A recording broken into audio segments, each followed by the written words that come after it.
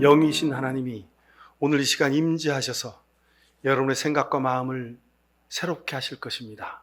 또 여러분의 육신의 연약한 곳을 다 알고 계시니 예수 그리스도의 보혈로 깨끗하게 치유하시고 강건하게 회복시켜 주실 줄로 믿습니다. 우리가 눈물로 드리는 모든 기도에 하나님이 위로하실 줄로 믿습니다. 자, 우리 모두는 걱정하고 염려합니다. 국내 정치 상황과 경제 형편, 사업의 전망에 대해서 대화하고 분석합니다. 기후위기, 국제정세와 경제 환경에 대해서 걱정합니다. 특별히 2024년 말 그리고 2025년 상반기를 사는 우리 대한민국의 백성들은 어느 나라 사람들보다도 더 그러할 것입니다.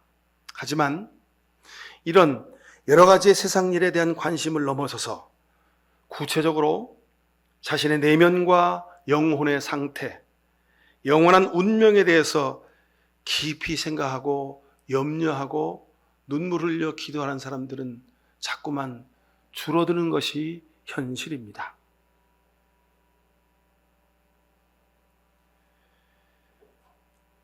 제가 이런 생각을 하면서 지내다가 지난주 중에 제가 쓰는 메일이 구글 메일인데 그 메일을 쓴 지 한 20년 됐어요. 그러니까 메일 용량이 다 차서 85%, 89%, 90% 됐대요. 그래서 이제 유료로 쓰지 않으면 더 이상 메일을 사용할 수 없다고 경고가 계속 오는 거예요. 지난 몇 주부터. 그래갖고 미루다가 이제 여기 수미에 코까지 차가지고 지난주에 시간을 내서 그 메일을 꼭 필요한 메일만 놔두고 전부 다 지웠어요. 몇 년 거를. 근데 지우다 보니까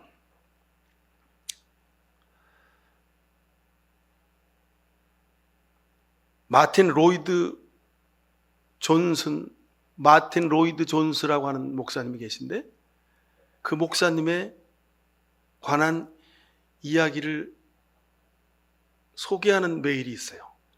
거기 보니까 이런 내용이 있는 거예요. 여러분 왜 세상의 모든 형편에 대해서 그렇게 근심 걱정 염려하면서 왜 여러분 영혼에 대해서는 근심 걱정 염려하지 않습니까? 무엇이 더 중요합니까? 무엇이 더 영원한 것입니까? 그 목사님이 오래전에 메일을 통해서 제게 말씀하시는 거예요. 이 목사님, 왜 세상 일에 그렇게 걱정이 많습니까? 하나님이 당신에게 원하시는 것이 무엇일까요? 무엇이 더 중요합니까? 제게 묻고 있는 것 같았습니다. 여러분, 우리가 세상을 사니까 세상 일에 대한 걱정, 근심, 염려가 많습니다. 대한민국 백성이니까 대한민국의 역사와 정치, 경제, 미래에 대해서 관심이 많습니다. 모두가 다 걱정합니다. 근데 여러분, 우리는 그것을 넘어서야 합니다. 그것과 더불어서 우리는 영적인 일에, 영혼이 살아가는 일에, 영원한 생명에 관한 일에 더 관심하고 집중해야 할 것입니다. 아무리 좋은 철학과 사상과 사회 경제 체제가 나라가 만들어진들 그 속에서 사는 사람들의 영혼이 썩어 죽어 있다면 무슨 의미가 있겠습니까? 이를 위해 예수님이 십자가에 달리시고 이 땅에 오신 겁니다. 우리가 가까운 사람과 만나면 하루하루를 기쁘고 의미 있게 사는 방법이 무엇일까? 어떻게 해야지 하나님과 동행하는 삶을 살 수 있을까? 어떻게 하면 십자가 지는 믿음으로 성숙하게 살까? 기도를 더 열심히 하고 싶은데, 성경을 더 깊이 깨달아 알고 싶은데, 더 영적으로 든든한 사람으로 살고 싶은데 등등 이런 신앙적인 관심, 이런 신앙적인 질문들이 우리 대화의 주제가 된 적이 얼마나 있습니까? 우리는 만나면 그냥 세상적인 일에 대한 걱정, 근심, 염려로 우리는 늘 그렇게 발을 동동 구릅니다. 사랑하는 우리 목양교 성도 여러분, 이번 여름 휴가 기간을 지나면서 다시 한번 돌아보시길 바랍니다. 자신의 영혼의 상태와 그로 인한 내 영원한 생명은 지금 어떤 형편인지, 내 삶에 있어서 무엇보다 중요한 게 도대체 뭔지, 내가 혹시 놓치고 있는 게 없는지, 내 영혼의 영적인 성숙을 위해 다시 한번 돌아보는 그런 귀한 이 여름 시간이 되길 바랍니다. 예배하는 이 시간이 바로 이런 영적인 관점을 분명히 하는 시간입니다. 여러분 삶이, 우리의 삶의 관심이 십자가에 집중될 수 있기를 간절히 바랍니다. 세상에 문제가 많죠. 여러분, 세상에 문제가 없을 때가 어디 있습니까? 혼란스럽습니다. 우리가 걱정, 근심, 염려하는 일들이 너무도 많습니다. 그럴지라도 여러분, 우리는 십자가를 향한 우리의 삶의 초점을 흐트러뜨리지 말아야 됩니다. 그리고 하나님의 뜻이 내 인생에 어떻게 이루어지는지를 우리가 더 집중하고 관심해 볼 수 있어야 합니다. 세상의 모든 문제는 다 상대적입니다. 여러분, 최고의 지도자, 최선의 선택, 최고의 정책, 최고의 경제, 여러분 이런 것들은 어디 있습니까? 전부 다 자선일 뿐입니다.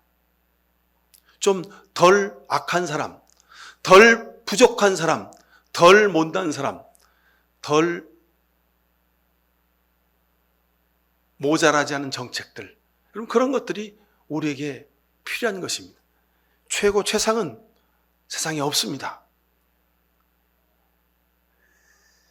근데 우리는 자꾸 최고 최상에 매달려서 세상을 보고 안타까워할 때가 많이 있습니다. 여러분 그것을 넘어서시기 바랍니다. 최고 최상의 문제는 하나님이 여러분의 영혼을 보고 하시는 하나님의 마음 상태입니다. 하나님은 늘 우리에게 최고 최상의 것을 주고 베풀고 싶으셨습니다. 근데 우리는 거기에 관심이 없어요. 세상 일에 관심이 많아요.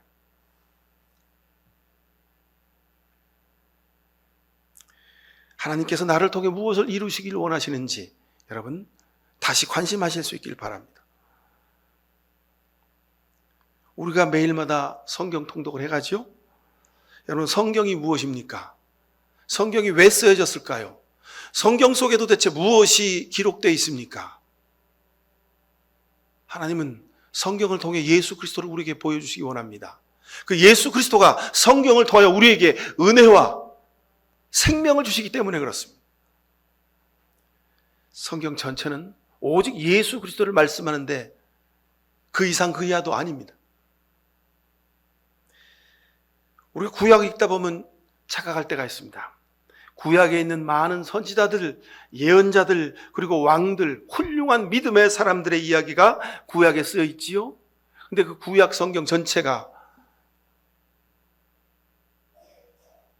가르치고 있는 목표가 있습니다.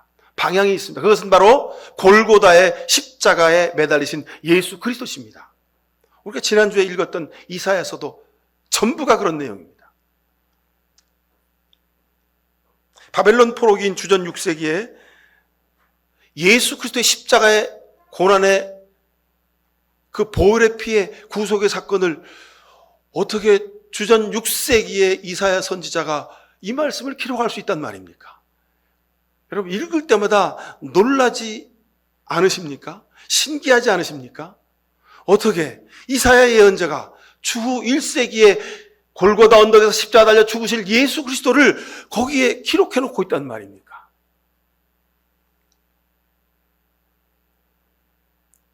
이것은 성경이 하나님의 말씀이고 성경 전체는 예수 그리스도의 구원의 역사를 기록하기 위한 것임을 우리가 다시 한번 보게 되는 이유입니다.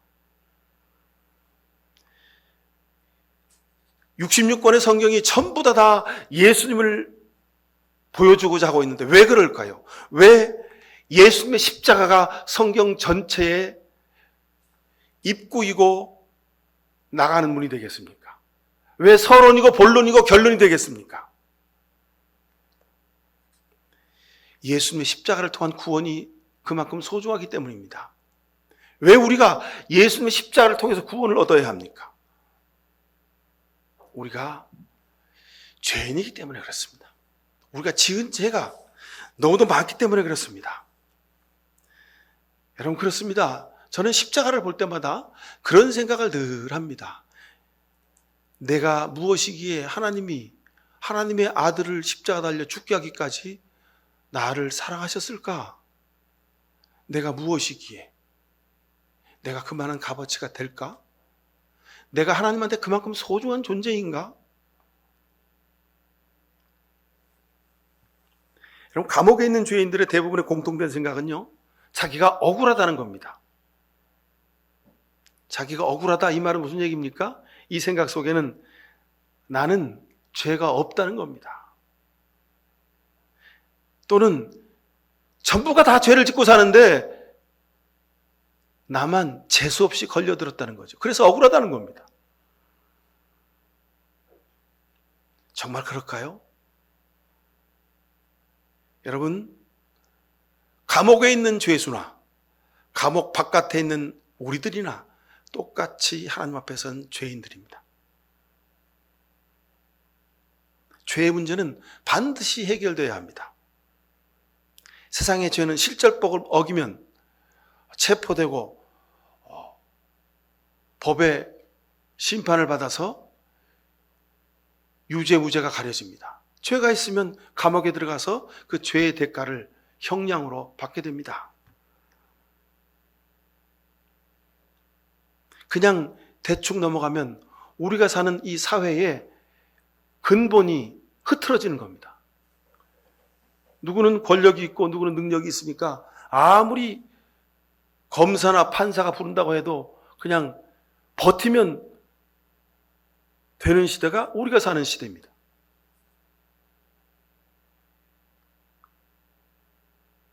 그냥 대충 넘어가면 죄를 지은 사람과 그 사람이 죄를 지음으로 피해를 입은 사람과 이게 그냥 뒤죽박죽 돼버리는 거예요.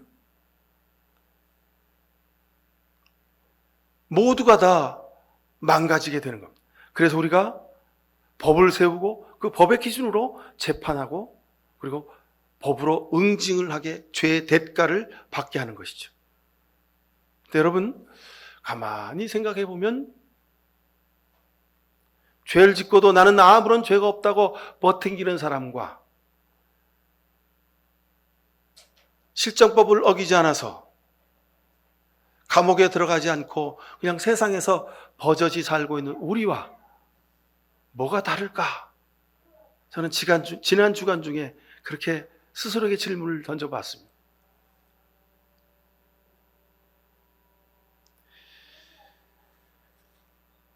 다를까요? 똑같은 점이 너무도 많습니다. 똑같은 점이 너무도 많습니다.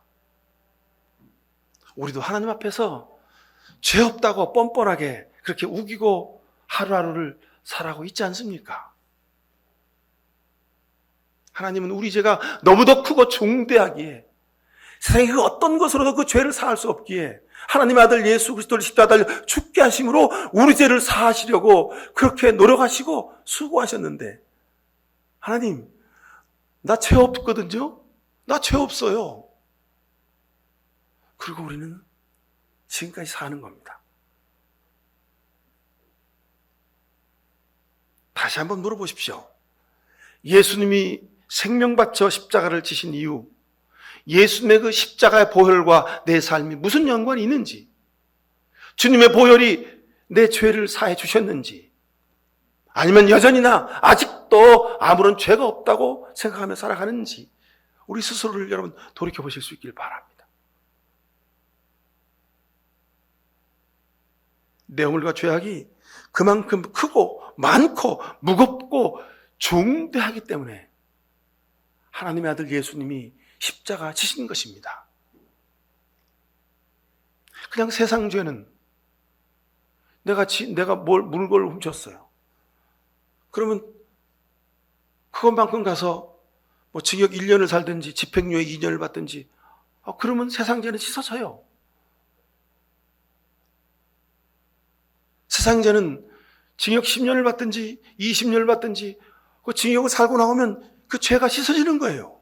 근데 우리 속에 있는 이 죄는 세상에서 그 값어치만큼 대신할 것이 없습니다. 그래서 예수님이 나 위하여 십자가 지신 겁니다. 여러분, 그러기에 우리가 십자가 볼 때마다, 십자가 볼 때마다 내 마음이 송구하고 고개 숙여 눈물을 흘려 주님의 십자가에 감사할 수밖에 없는 것입니다. 주님이 골고다 언덕을 지고 가신 십자가의 무게만큼, 아니요, 그 무게의 수십 배, 수백 배의 내 죄의 무게가 있음을 여러분 늘 십자가 보시면서 기도하실 수 있길 바랍니다. 내 죄가 너무도 크기에 예수님이 생명 바치셔야 했습니다. 여러분, 아직도 우리가 남 탓을 하며 삽니까? 이제는 나를 돌아볼 시간이 되었습니다. 내 자신의 내 내면 속에 아무도 보지 못하는 내 그 영혼 깊이에 꽁꽁 싸매서 감추고 있는 그 허물과 죄를 먼저 보고 깨달아야 삽니다. 나 때문에 가까운 많은 사람과의 관계가 깨어졌습니다. 내 부족함 때문에 상대방의 마음에 상처를 준 일 여러분 잊으셨습니까? 가족과의, 식구들과의 사이가 내 고집과 내 욕심 때문에 틀어지고 깨진 것 여러분 잊으셨습니까? 편한 것만을 따라 살아온 나 때문에 우리가 사는 이 세상에 기후위기가 온 것입니다. 무관심하게 살아온 나 때문에 대한민국이 어려움에 빠진 것일 수 있습니다. 내 부족함과 내 무능과 내 죄를 말하려면 밤을 새워도 부족할 것입니다. 우리는 항상 같은 실수와 잘못을 반복할 경우가 많습니다. 그리고 뻔뻔하게도 알면서도 말씀을 어기고 내 고집을 관철하려 할 때가 얼마나 많이 있었습니까? 이것 때문에, 예수 믿는 나 때문에, 구원받았다고 하는 나 때문에, 은혜로 산다고 하는 나 때문에 내가 예수님 십자가에 못 박은 일이 얼마나 많이 있었습니까?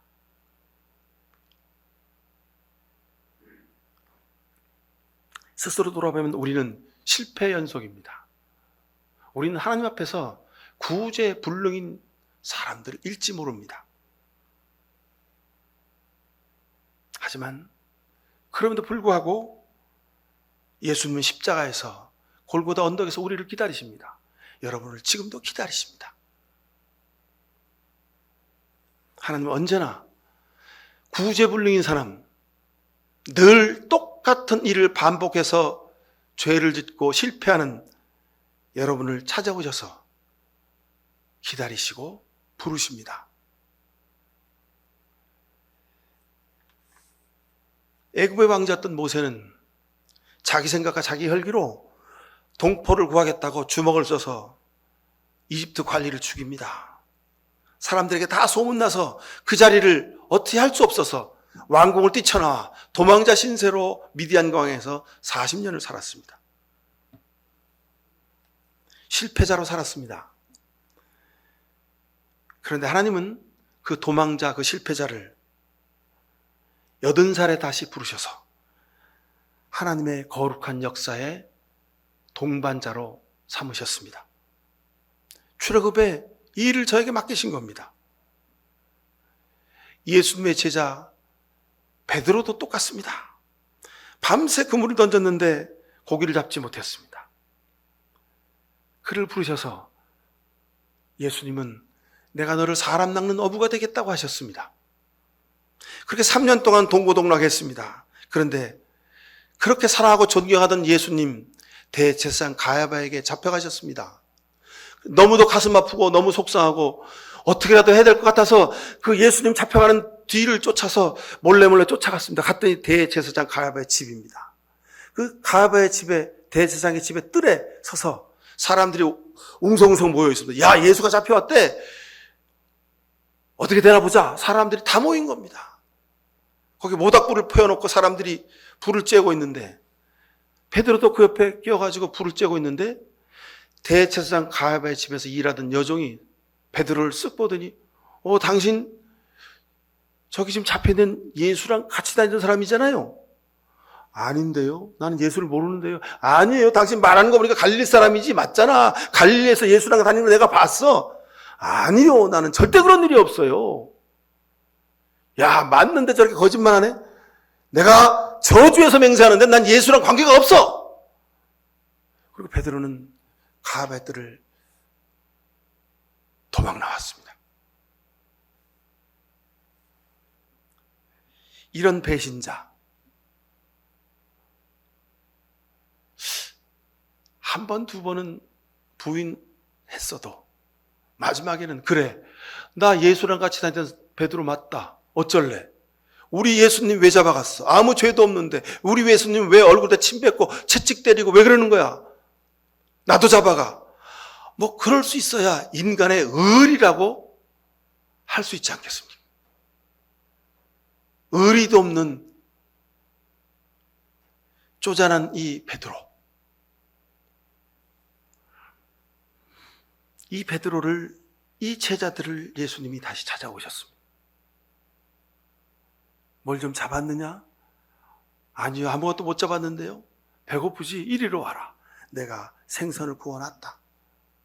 이것 좀 먹어라. 부활하신 예수님 제일 먼저 갈릴리 바닷가에서 가셔서 밤새 고기 잡아 한 마리도 못 잡은 그 베드로와 제자들을 기다리셨습니다. 모닥불 피우고 물고기 구워놓고. 베드로야, 내가 나를 사랑하느냐? 주님이 내가 주님을 사랑하는 줄 주님이 아십니다. 그렇게 3번이나 물으셨습니다. 그래, 내가 나를 사랑하느냐? 그러면 내 양을 먹여라. 실패자, 배신자 베드로를 부르셔서 찾아오셔서 다시 하나님의 일을 맡겨주셨습니다. 사랑하는 성도 여러분, 우리는 믿음이 없습니다. 우리는 지조도 없고 우리는 베드로처럼 그렇게 변절자여 배신자의 삶을 산 경험이 너무도 많습니다. 하지만 우리의 죄와 실패는 끝이 아닙니다. 하나님의 계획 속에서 여러분을 쓰시기 위해서 하나님이 그런 인생의 질곡의 깊은 아픔의 경험을, 배신의 경험을 하게 하신 겁니다. 여러분, 실패를 두려워하지 마십시오. 내 배신을 보고 낭망하지 마십시오. 하나님께서 여러분이 인간이 얼마나 나약하고 부족한 존재를 깨닫 알게 하시려고 하나님 여러분을 그런 경험을 하게 하신 겁니다. 과정입니다. 하나님이 그 과정, 그 터널의 끝에서 여러분을 기다리고 계십니다. 이사야서 65장 23절 24절에 그들은 헛되이 수고하지 않으며 그들이 낳은 자식은 재난을 당하지 않을 것이다. 그들은 주님께 복받은 자손이며 그들의 자손도 그들과 같이 복받을 것이다. 그들이 부르기 전에 내가 응답하며 그들이 말을 마치기 전에 내가 들어주겠다고 약속하셨습니다. 하나님은 우리를 그저 실패자로, 배신자로 그렇게 내버려두지 않으십니다. 우리에게 복을 주시려고 기다리고 계신다고 약속해 주셨습니다. 이사야서 49장 15절에 이렇게 말씀하셨죠. 비록 어머니가 그 자식을 잊을지라도 나는 너희를 절대로 잊지 않겠다고 하셨습니다. 내가 말씀을 어기고 똑같은 실수와 죄를 반복하고 내가 하나님 말씀을 알고서도 저버리고 내 고집을 내세우는 그런 잘못된 삶을 살지라도 그러나 하나님은 여러분을 마지막에 선한 길로 인도하시려고 은혜를 베푸시려고 기다리고 계십니다. 왜냐하면 하나님이 우리의 아버지, 어머니시기 때문에 그렇습니다. 여러분, 세상 사람들은 내 자식이 잘못하면 손가락질하고 어느 집 자식이냐고, 네 집 자식이냐고, 그 애미가 누구냐고 그렇게 욕합니다. 그러나 우리 엄마, 우리 아버지는 내가 잘못할지라도 내 잘못을 탓하지 않으시고 얼마나 힘들었니? 얼마나 괴로웠니? 얼마나 아팠니? 얼마나 고생했니? 하고 맛있는 밥 차려놓고 그 저녁에 우리를 기다리시는 분이십니다. 반복하는 실수와 우리의 죄악은 십자가를 바라보라는 하나님의 부름입니다. 아픔과 실패는 은혜와 복을 더 크게 주시려는 하나님의 사랑의 약속입니다. 하나님은 여러분을 절대 포기하지 않으십니다. 하나님의 은혜와 용서함을 입은 여러분이 이 세상에서 살아야 될 삶의 기준이 그러기에 오직 십자가입니다. 말씀입니다. 여러분, 오늘 설교 제목이 그리하면입니다. 오늘 본문 말씀을 여러분 8절 보십시오. 그리하면 내 빛이 새벽 햇살처럼 비칠 것이며 내 상처가 빨리 나을 것이다. 여기다 또 그리하면을 붙여서 있습니다. 그리하면 내 의를 드러내실 분이 내 앞에 가실 것이며 그리하면 주님의 영광이 내 뒤에서 호위할 것이다. 그리하면 그때 내가 주님을 부르면 주님께서 응답하실 것이다. 그리하면 내가 부를 때에 주님께서 내가 여기 있다 하고 대답하신다고 말씀하고 있습니다. 그리하면 우리가 십자가 앞에 서면, 우리가 말씀 앞에 서면, 하나님 내 죄가 너무 더 큽니다라고 주님 앞에 회개하기만 하면, 그리하면 내 빛이 새벽 햇살처럼 비치게 하겠다고 말씀하십니다. 여러분의 상처가 빨리 나을 것이고 하나님이 우리 앞에 가시고 하나님의 영광이 우리 뒤에서 호위하신다고 약속하셨습니다. 우리가 부르기도 전에, 우리가 기도하기도 전에 하나님이 응답하시고 이루시겠다고 약속하셨습니다. 얼마나 귀한 일입니까? 그럼 이것이 하나님이 기뻐하시는 금식이요, 이것이 하나님이 우리의 삶을 통해 이루시기 원하는 하나님의 뜻입니다. 너는 물된 동산이요 물이 끊어지지 않는 샘이 될 것이다. 이런 귀한 축복을 약속해 주셨는데 여러분, 이 축복 받기 원하시지요? 그리하면 십자가 앞에 내 부족함을 고백하는 회개 기도가 날마다 끊임없이 이어질 수 있게 되길 간절히 축원합니다. 세상에 많은 사람들은 무엇을 먹을까, 무엇을 마실까, 무엇을 입을까 걱정합니다. 근데 예수님 우리에게 분명히 말씀하셨습니다. 너희는 먼저 그의 나라와 그의 의의를 구하라. 그의 나라와 그의 의의는 십자가 밑에 자신의 죄를 고백한 사람으로부터 시작되는 하나님의 역사입니다. 예수님의 산상수훈의 말씀과 이사야서 58장에 쓰인 말씀이 단어는 다 달라요. 근데 그 내용과 뜻은, 그 마음은 아주 똑같습니다. 똑같이 하나님의 마음입니다. 제발 세상 살면서 다른 것에, 먹는 것, 마시는 것, 입는 것, 세상살이에 관심을 빼앗기지 말고 중요한 것, 관심해야 될 것, 내 영혼을, 하나님의 나라를 관심하며 살아가라, 이 말씀 하시는 겁니다. 그리하면 이 글자는요, 단순한 접속사가 아니라 우리 영혼의 혁명과 같은 말씀입니다.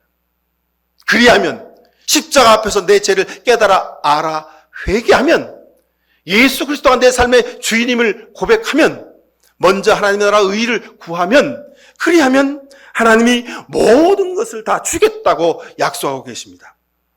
여러분, 뭐가 필요하십니까? 지금 뭐가 모자라십니까? 하나님이 기뻐하시는 십자가 보혈을 날마다 덧입는 그런 회개의 영으로 살아실 수 있기를 축원합니다. 기도하십시다. 하나님, 하나님의 마음을 알았습니다. 예수님의 십자가의 마음을 알았습니다. 이제 하나님 앞에서, 예수님 앞에서, 십자가 앞에서 내가 얼마나 큰 죄인임을 다시 깨달아 압니다. 주님, 우리를 불쌍히 여기시고 긍휼과 자비를 베풀어 주셔서 우리를 치근하게 여기셔서 주여 우리를 다시 깨끗하게 하시고 하나님의 일꾼 되게 하옵소서. 그래서 우리의 삶을 통하여 하나님의 영광이 드러나는 그런 귀한 은총을 더하여 주옵소서. 우리가 살아가는 가정과 우리의 일터가, 이 나라의 민족이 물된 동산, 물이 끊어지지 않는 샘이 되는 아름다운 복을 누리며 사는 은총을 더하여 주옵소서. 예수 그리스도 이름으로 기도하옵나이다. 아멘. 십자가 바라볼 때마다 내 죄와 내 부족함이 너무도 크고 무거운 것을 깨닫습니다.